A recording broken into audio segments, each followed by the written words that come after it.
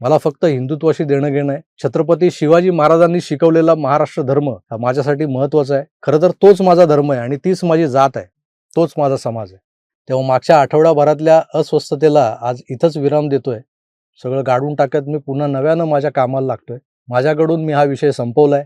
पण माझ्या वाटेला जाल तर मात्र मला माझ्या बचावाचे मार्ग शोधावे लागतील. त्यात जर कुणाचे नकली बुरखे फाडावे लागले तर ते फाडायला मी मागे पुढे पाहणार नाही, एवढं लक्षात घ्या.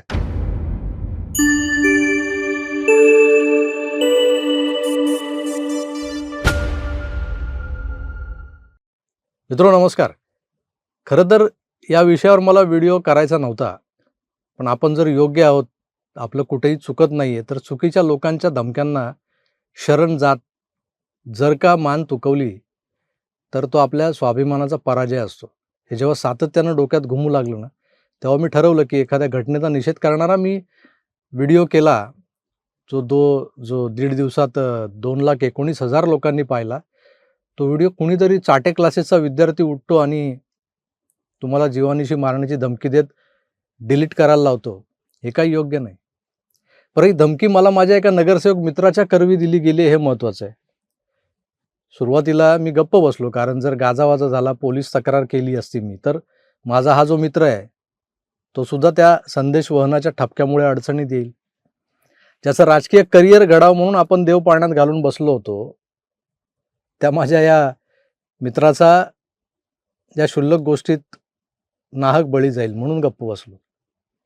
पण आपण जर चुकत नसू तर कशाला कोणाच्या बापाला घाबरायचं? ज्यांना उपदेशातून किंवा गोडी गुलाबीनं दिलेला सल्ला म्हणजे निंदा वाटते, टीका वाटते, याचा अर्थ त्यांना मराठी भाषा कळतच नाही. आणि गंमत अशी की मी पहिल्याच फोननंतर त्या मित्राला माझ्या व्हिडिओचा आणि त्या व्हिडिओतून काढलेल्या एका तुकड्याचा अर्थ समजावून सांगितला. आणि तसं सांगत असताना तो डिलीटच करा, अजून का डिलीट केला नाहीत, अशी विचारणं समोरचा जर करतो, तेव्हा माझा तो सो कॉल्ड मित्र माझी बाजू, माझे विचार त्या समोरच्यांना समजावून न सांगता मलाच म्हणतो की आपल्या जीवापेक्षा तो व्हिडिओ मोठा आहे का? तर माझ्यासारखा माणूस काय करेल? बरं, हा संवाद स्पीकर फोन सुरू असल्यानं माझ्या बायको आणि मुलीनंही ऐकला. त्यांचे चेहरे काळजीनं घेरले गेले. त्यात माझी 6 महिन्यांपूर्वी बायपास झालेली आहे. तुम्ही कितीही जीवावर उदावर होऊन चुकीला चूक म्हणायला जाल हो, पण तुमच्या माघारी तुमच्या कुटुंबाला कोण पोसणार आहे? हा विचार क्षणभर का होईना डोक्यात येतोच की. आता या प्रस्तावनेनंतर आमच्या ज्या प्रेक्षकांना हा नेमका काय मॅटर आहे, काय विषय आहे ते माहीत नाही आहे, त्यांना सांगतो. मी गेल्या आठवड्यात बुधवारी दुपारी फेसबुकवर एक पोस्ट टाकली होती. ती स्क्रीनवर दिसेल तुम्हाला. फेसबुकवरील मित्र, आत्ताच मुंबई हायकोर्टाच्या वकिलांच्या सोबत बैठक संपवून घरी निघालोय. मागील 2 दिवसांपूर्वी मला एक धमकीवाजा निरोप आला होता. एक व्हिडिओ तात्काळ डिलीट करण्यास सांगितलं गेलं. मी जीवाला घाबरत नाही, पण कुटुंबाच्या आग्रहामुळे तो व्हिडिओ मी चॅनलवरून डिलीट केला. याला ऑलरेडी 2,19,000 लोकांनी पाहिलं होतं. एक टोळी मला जवळपास महिनाभरापासून त्रास देते. ते उघडपणे समोर येत नाहीत. राज्यातल्या एका मोठ्या नेत्याचं नाव घेत हे सगळं चाललंय. धमक्याही माझ्या एका मित्राद्वारे दिल्या जात आहेत. हे लोक खतरनाक आहेत, यात वाद नाही. मला एकटा गाठून मारूनही टाकतील. म्हणून त्या उघडपणे समोर न येणाऱ्या आणि मला संपवण्याच्या धमक्या देणाऱ्या संबंधितांची नावं मी एका नोटराईज प्रतिज्ञापत्राद्वारे, ॲफिडेव्हिटद्वारे माझ्या वकिलांकडे बंद लिफाफ्यात दिलेली आहेत. त्याची एक प्रत ॲडव्होकेट निलेश ओझा यांनाही दिली आहे. एक प्रत माझ्या पत्नीच्या ताब्यात आहे. आजपासून पुढे कधीही माझं काही बरं वाईट झालं, कुठल्या खोट्या नाट्या केसेसमध्ये गुंतवलं गेलं, तर त्यामागे हेच लोक जबाबदार असतील याची नोंद घ्यावी. तर धर्मासाठी लढत असताना असल्या घाणेरड्या राजकारणापोटी आपला बळी जाणारच असेल, तर जाता आता सोबत आणखी 4-6 लोकांना घेऊनच जाईन. आपला प्रभाकर सूर्यवंशी. हे मला का करावं असं वाटलं, त्याचं कारण मी पोस्टमध्ये लिहिलंय. मी थेट पोलिसात का गेलो नाही, तर माझ्यामुळे माझ्या एका मित्राचं राजकीय करिअर धोक्यात आलं असतं. मी ज्या विचारधारेला फॉलो करतो त्या विचारधारेचे लोक इतपत हीन पातळीवर उतरतील किंवा त्यांना सत्तेचा एवढा माज आलाय, हे जनतेसमोर, सर्वसामान्य हिंदूंसमोर आलं तर मलाच माझी लाज वाटायला लागेल. हे जे लोक माझ्या विरोधात अकारण काड्या करतायत, त्यांचाही दोष नाही, कारण त्यांचा झालेला गैरसमज प्रचंड पराकोटीचा असा झालाय, किंवा ते अजूनही चाटे क्लासेसमध्ये शिकायला जात असावेत. नाहीतर त्यांनी स्वतःच मला थेट फोन करून विचारलं असतं. त्यांना जे खटकतंय त्याबद्दल त्यांनी मला विचारलं असतं आणि ते मला त्यांनाही समजावता आलं असतं. आणि त्यांच्या पार्श्वभागात खरोखरच दम आहे, तर त्यांनी फोनवरच मला धमकावलं असतं. असं कुणाला मीडिएटर म्हणून वापरलं नसतं, माध्यम म्हणून. उद्या लोकांनी मला कुठे एकटं गाठून किंवा कुणाला सुपारी देऊन मारून जरी टाकलं ना, तर मरण्याआधी किमान माहिती तरी असावं की बाबा त्या अमुक एक माणसाची मी पंगा घेतला होता, त्यानं हे घडवून आणले. म्हणून सगळं हे केलेलं आहे. तो डिलीट केलेला व्हिडिओ त्या क्षणी वाटलं मला. तो मित्र कळकळीने म्हणाला, घरचे चिंताक्रांत दिसले. मी डिलीट केला तो व्हिडिओ. पण मी तो पुन्हा टाकलाय. बरं का टाकलाय चॅनेलवर? खरं तर हा व्हिडिओ एका वेगळ्या विषयावरचा होता. त्यात माझा राग कुणावर आहे हे सुद्धा लोकांच्या लक्षात येतंय. पण मी ज्यांना शिव्या घालतोय त्या आरोपीच्या समाजातलं त्यांच्यापैकी कोणीतरी उठून मला मारण्याची धमकी देत असेल तर समजू शकतो आपण. पण मला धमक्या देणारे, ट्विटरवर नाहक अफवा पसरवणारे लोक वेगळेच आहेत. माझ्या फेसबुकवरच्या पोस्ट नंतर म्हणजे मला ज्यांच्याबद्दल शंका आहे त्या लोकांची नावं एका ॲफिडेव्हिटमध्ये लिहून वकिलांना देऊन आल्याचं कळल्यानंतर उभा आडवा महाराष्ट्र जागा झाला. आदरणीय भिडे गुरुजी असतील, शिवप्रतिष्ठानचे असंख्य धारकरी बांधव असतील, आमचे बजरंग दल, हिंदू राष्ट्र सेना, पतित पावन संघटना, कोण कोण धावून आलं.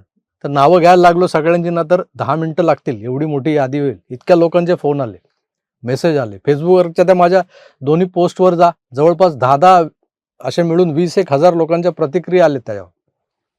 आणि सगळ्यांचा समज हाच आहे की मला कुठल्या तरी लांड्यानं धमकी दिली आहे किंवा कुठल्याशा पाववाल्याचा, मिशनऱ्याचा फोन आलाय. विषय ॲट्रॉसिटीचा होता म्हणून अनेकांना वाटत असेलही की आमच्या आंबेडकरी विचारांच्या मित्रांनी काय केलंय का? तर तसंही नाहीये. तो भीमराव कांबळे हा काही बौद्ध नाही, त्यामुळे तो मातंग समाजाचा आहे. त्यामुळे त्यापैकी कुणी धमक्यांमागे नाही आहेत. जे आहेत ते आपलेच म्हणवले जाणारे लोक आहेत.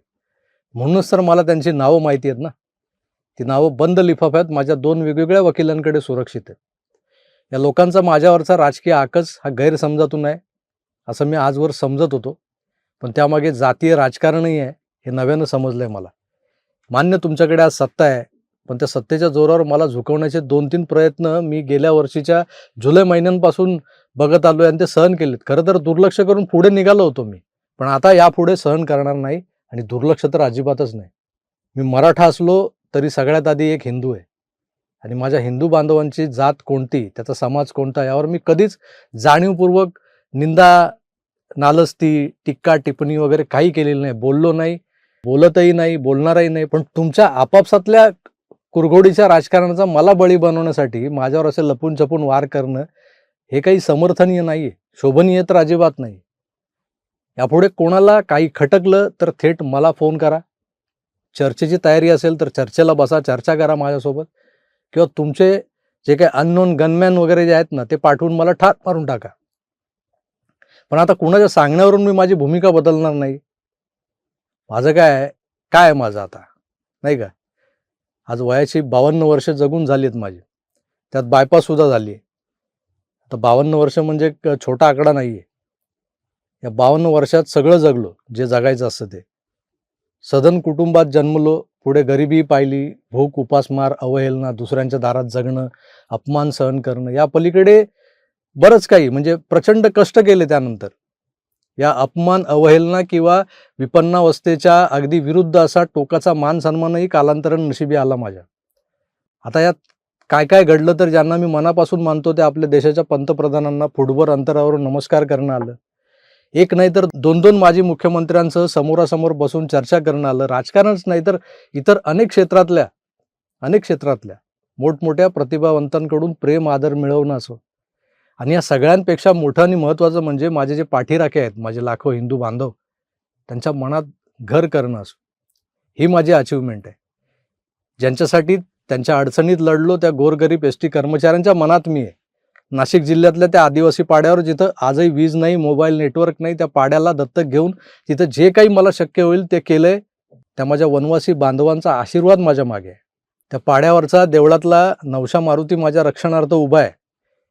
त्यामुळे मी मरणाला वगैरे घाबरत नाही, बदनामीला घाबरत नाही, खोट्या-नाट्या केसेस टाकल्या तर त्यांनाही घाबरत नाही. पण आपण एकदा का दुसऱ्याचा विचार करून चुकीच्या लोकांसमोर मान तुकवली ना तर ते आपल्याला कमजोर समजायला लागतात. मी कमजोर नाही आहे एवढंच मला सांगायचं आहे. कारण तुम्हा लाखो हिंदू बांधवांची साथ सोबत माझ्या मागे आहे, माझ्या पुढे आहे, माझ्या चारी बाजूला आहे. एक कवच आहे ना तुमचं, याची मला खात्री आहे. आणि म्हणूनच माझं काम यापुढे असंच चालत राहणार. आणि हो, जे नकली मित्र सहानुभूतीच्या नावाखाली माहिती काढायला मला फोन करतात ना, त्यांनी यापुढे मला संपर्क साधू नये एवढी नम्र विनंती आहे त्यांना. मी जे केलंय ते सांगितलंय मी तुम्हाला, मी काय करून आलोय ते. मी जे करणार तेही सांगितलंय तुम्हाला. तर बाकी माझं मन साफ आहे की मी कुणाच्याही बद्दल मनात आकस बाळगून काम करत नाही. मला फक्त हिंदुत्वाशी देणं घेणं आहे. छत्रपती शिवाजी महाराजांनी शिकवलेला महाराष्ट्र धर्म हा माझ्यासाठी महत्त्वाचा आहे. खरं तर तोच माझा धर्म आहे आणि तीच माझी जात आहे, तोच माझा समाज आहे. तेव्हा मागच्या आठवड्याभरातल्या अस्वस्थतेला आज इथंच विराम देतोय आणि असा हा विराम देत सगळं गाडून टाकत मी पुन्हा नव्यानं माझ्या कामाला लागतोय. माझ्याकडून मी हा विषय संपवलाय. पण माझ्या वाटेला जाल तर मात्र मला माझ्या बचावाचे मार्ग शोधावे लागतील. तसे मी शोधलेले आहेत. त्यात जर कुणाचे नकली बुरखे फाडावे लागले तर ते फाडायला मी मागे पुढे पाहणार नाही, एवढं लक्षात घ्या. तुर्तास थांबतो. पुन्हा भेटूच. तोवर आपली काळजी घ्या आणि पाहत राहा आपलं आवडतं यूट्यूब चॅनल आकार DG9. धन्यवाद. नमस्कार.